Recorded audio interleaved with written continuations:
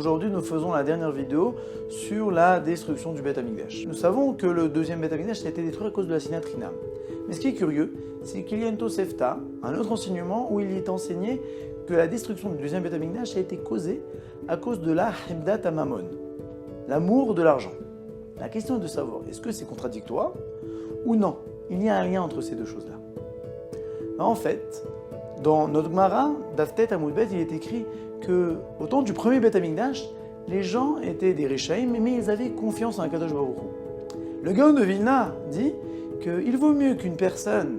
fasse des Averot, mais ait confiance en Akadosh Baruch Hu, qu'une personne ne fasse pas d'Averot, mais n'a pas confiance en Akadosh Baruch Hu. Puisque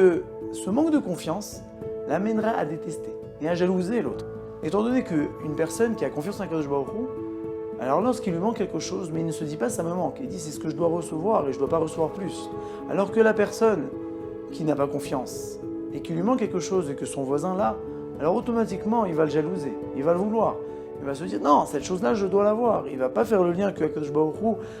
n'a pas décidé que tu dois le recevoir, donc c'est pas pour ton bien. Et étant donné qu'il va transgresser cette jalousie-là, qui est le dernier commandement des 10 commandements, qui n'est pas le moindre puisqu'il contient toute la Torah d'après le Gaon de Vilna, puisqu'une personne qui jalouse l'autre et qui envie l'autre, en fait rejette toute la Torah, puisqu'il est en train de dire que s'il me manque cette chose-là et que je dois l'avoir, c'est que Akadosh Baruch Hu a fait peut-être une erreur dans ses calculs, Chas v'Shalom, ou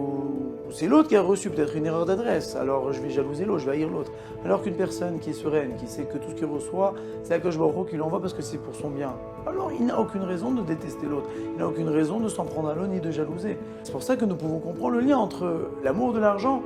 et la haine gratuite, parce qu'une personne qui aime l'argent, qui veut toujours plus, elle va toujours voir chez l'autre un concurrent, quelqu'un qui le marche sur ses plates-bandes, et du coup il va le détester.